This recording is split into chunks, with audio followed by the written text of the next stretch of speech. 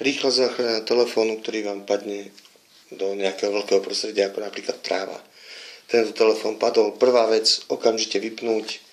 Druhá vec, hneď čo najskôr vybrať batériu. Vybereme batériu. Vybereme hneď SIM kartu, hneď ako sa dá. Ak máme SD kartu, vybereme SD kartu preč. Tým pádom na stole máme batériu, SIM kartu, obal a samotný telefón.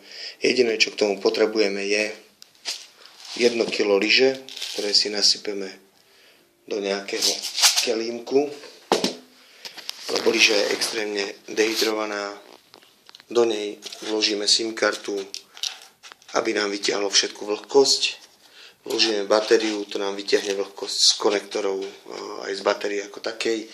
A hlavne otvoríme telefón, ak je náhodou vysúvací.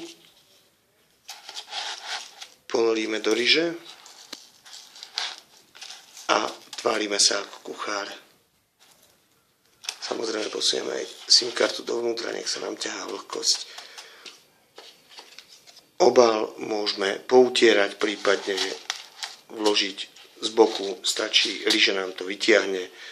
Snažíme sa, aby všetky diely boli vytiahnuté a zakryté do lyže a celú danú vec, inštaláciu v rámci lyže necháme voľne pôsobiť, hlavne to nezakrývame, nech vlhkosť, ktorú natiahne lyža, má kam unikať.